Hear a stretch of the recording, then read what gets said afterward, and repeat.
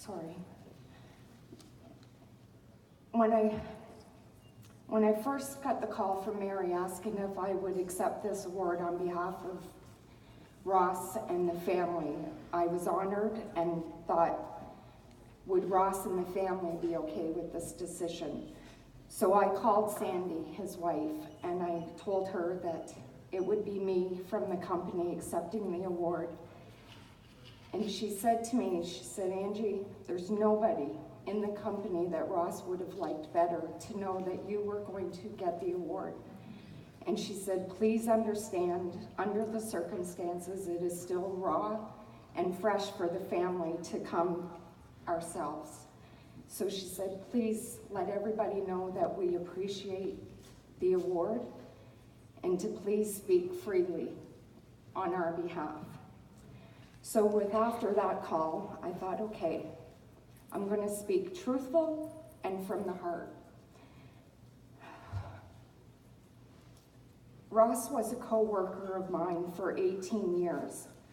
We spent many hours together on trade show floors, my going to the branch on training sessions, and of course our favorite time, inventory.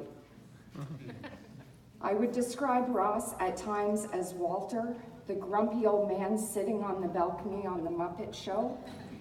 He was stubborn, and if he didn't like what you were saying, he wasn't afraid to let you know.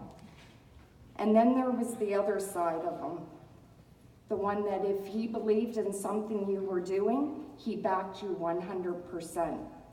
At the end of the day, though, our gentle giant always let you know where you stood with him and never held a grudge, no matter how much I would upset him.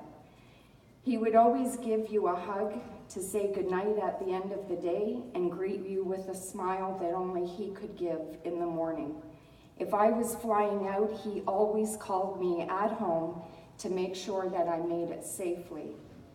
Ross and I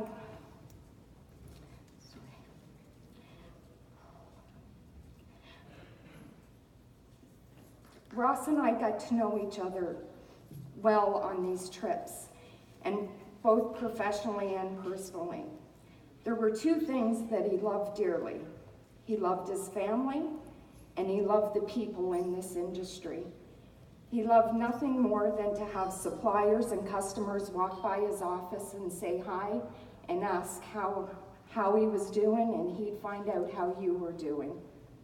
My last conversation with Ross was the day before he passed.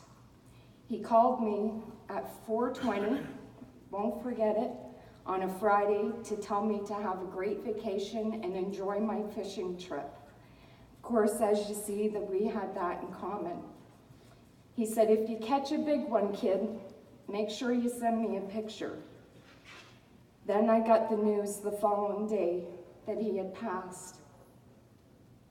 I think everybody will remember when and what we were doing at the time of his passing.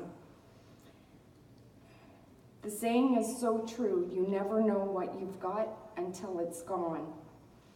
When I was sitting down to write this, I had a Crown and Ginger, Ross's favorite drink. And I found this quote, sometimes you will never know how true value of a moment is until it becomes a memory.